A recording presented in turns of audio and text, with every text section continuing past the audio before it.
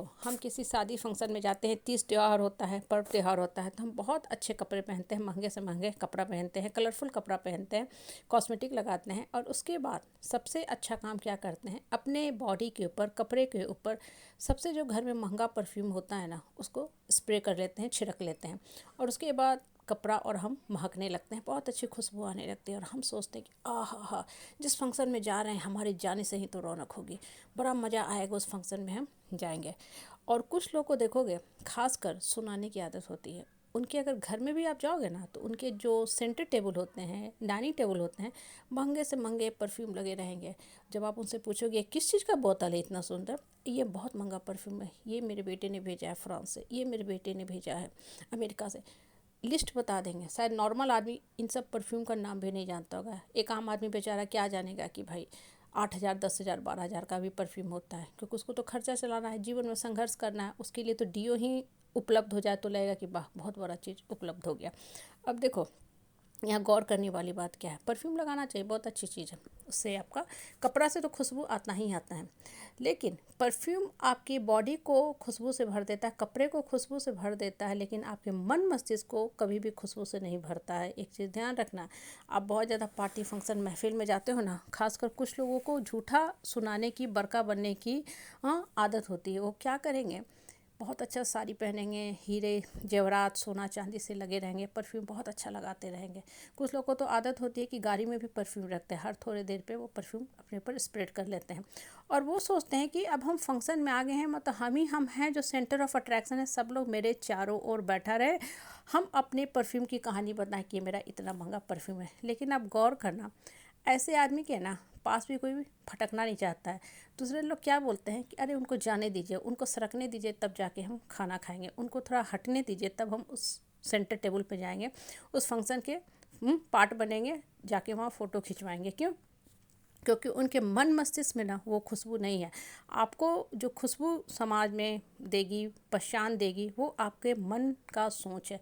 आपका मन में क्या सोच चल रहा है ना, वो मायने करता है। आपने कितने महंगे परफ्यूम लगाए हैं वो बिल्कुल ही मायने नहीं करता है। बच्चा को माँ बाप कितना पैसा दे रहा है आईफोन खरीदने के लिए, कितना शाही जीवन दे रहे बच्चा रह रहा है हॉस्टल में, वो बिल्कुल मैटर नहीं करता। मैटर करता है कि आज बच्चा पढ़ाई करने के बाद कितने अच्छे पोजीशन पे हो, वो अपने बल पे क्या कर रहा है। बच्चा बाप के बड़े से महल में रह रहा है, उसमें बच्चे की कोई काबिलियत नहीं है। वो तो बाप की काबिलियत है, पेरेंट्स की काबिलियत है, माँ की काबिलियत है कि माँ अपने बच्चे को सब सुख सुविधा जुटा रही है, इतना बड़ा पार्टी कर रही है, उसके लिए बर्थडे कर रही है। बच्चे की काबिलियत का पता तब चलेगा जब बच्चा जो है बहुत अच्छे जॉब में आएगा, पैर पे खड़ा होगा, अपने जीवन की सारी जो सुख सुविधा है, आवश्यकता की, वो खुद पूर्ति करेगा, ना कि पेरेंट्स से पूर्ति करवाएगा। कहने का मतलब क्या होता है ना, कि जीवन में हर काम करो, लेकिन अपने मन के सोच के ऊपर हमेशा काम पहले करो। ये देखो कि मेरे मन के अंदर क्या विचार चल रहे हैं। आपके जो मन के विचार होते हैं ना, उसकी खुशबू सब तरफ चलती है। इसलिए बोलते हैं ना कि we are nothing but sum total and grand total of our thoughts. आपके मन के अंदर जो विचार चलते रहते हैं ना, यही आपको एक्चुअल में पहचान दिलाती है समाज में, जिस पे हम कभी भी गौर नहीं करते हैं, ध्यान नहीं देते हैं। और कुछ लोग तो इतने मतलब अल्पज्ञानी होते हैं, मूर्ख होते हैं, फुलिस होते हैं कि उन्हें समझ में ही नहीं आ रहा है कि वो इतने देर से अपनी सारी गाड़ी, हीरे जवाहरात, परफ्यूम की कहानी सुना रहे हैं, और सारे लोग जस्ट मौन होकर हंस रहे हैं, क्योंकि सामने वालों को पता है कि इनका स्तर क्या है।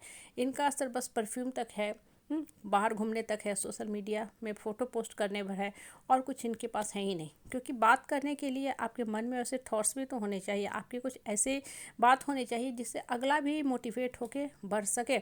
जब आपसे अगला कुछ शिक्षा लेगा ना, कुछ ज्ञान की बातें आप बताओगे, तभी आपके पास लोग आएंगे। आपके परफ्यूम की खुशबू लेने कोई नहीं आएगा, क्योंकि लोग भी कह देते हैं अरे जो है बस इनका परफ्यूम भर ही है, वो हमें दूर से ही खुशबू आ रहा है, इनके पास कुछ है ही नहीं।